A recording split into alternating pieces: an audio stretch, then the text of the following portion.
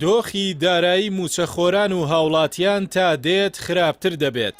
لە بەشێک لە شار و شارۆچکەکانی هەرێمیش بایکۆت و ناڕەزاییەکان دەستیان پێکردووەتەوە. لە هەمووی خراپتر حکوومەتیش سەرکێشی بە موچەی فەرمانبەرانەوە دەکات و ئامادە نییە داواکاریەکانی بەغداد جێبەجێ بکات.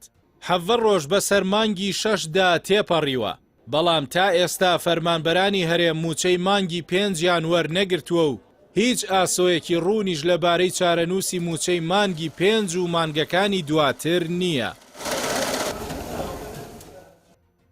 حکوومەتی ماوە بەسەرچووی هەرێم کە هەندێک پێی دەڵێن کار بەڕێکەر، تەنانەت بەڕێکردنی کارێکیشی پێ ناکرێت و بووەتە تەماشاکەری دۆخەکە و بارگرانی بەسەر شانی هاوڵاتیانەوە.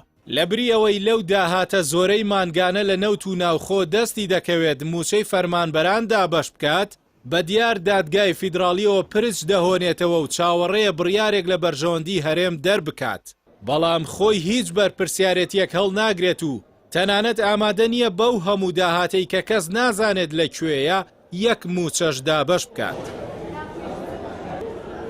دەسەڵاتدارانی ئەم هەرێمە کە خۆیان لە ژیانێکی شاهانەدا دەژین و تەنانەت لە کاتی قەیرانەکانیشدا بە ئاسانی دەتوانن گەشتی خۆیان بکەن و ئەوەی پێی بڵێ پێویستی ئەوان پێویستیان نییە، بەڵام یاری و سەرکێشی بە موچە و قوتی هاوڵاتیانەوە دەکەن و هیچ باکێکیان نییە بەغدا پارە بنێرێت یاخود نا. زوو-زوویش پاساوێک بە دەست بەغداوە دەدەن بۆ بڕینی موچە، جارێک بە ڕادەست نەکردنی داهات و جارێک بە تەوتین و جارێک بە ئەنجامدانی گرێبەستی ناڕوون کە دەمیش دەکەنەوە هەڕەشە لە بەغدا دەکەن و باسی هەڵوێستی توند دەکەن.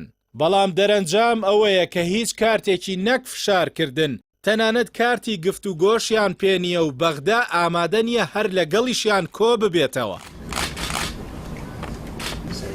سەرباری ئەم هەموو مەینەتیە کە بەسەر خەڵکیان هێناوە و بەغدا بە هۆکاری تۆمەتبار دەکەن، کەچی خۆیان لە قوڵایی حکوومەتەکەی بەغدادان و تەنانەت بە نوێنەرایەتی عێراق وڵاتە وڵات دەکەن بۆ بەهێزکردنی ئەو بەغدایی کە ڕۆژانە لە هەرێمی کوردستان دروشمی سوا و پووز دژی دەڵێنەوە بۆ فریودانی خەڵک. بەرپرسانی جووت حزب تەنانەت ئامادە نین لە کۆبوونەوەی ئەنجومەنی وەزیرانێکی بەسەرچوو باسی کێشەی موچەی فەرمانبەران بکەن. تەنانەت کەس نازانێت لەم دۆخەی ئێستادا لەکوێن. دەسەڵاتدارانی هەرێم نازانن خەڵکی ڕۆژانە پێویستیان بەچیە و لە چ ژیانێکی سەختدا دەژین. هەست و ویژدانیان نییە. کاتێک فەرمانبەرێکی ئەم وڵاتە دوای دەیان ساڵ لە خزمەت دەڵێت 10,000 دینار لە گیرفانم دانیە، ئاخر ئەوان خۆیان و بنەماڵەکانیان لەسەر حسابی داهاتی میلەت هەمیشە تێر و دەوڵەمەند بوون. ئەوان ڕۆژێک لە ڕۆژان نەیان زانیوە بێموچەی چییە، نەیان زانیوە بێ ئاوی یان بێکارەبایی و نەبوونی خزمەت گوزاری چییە.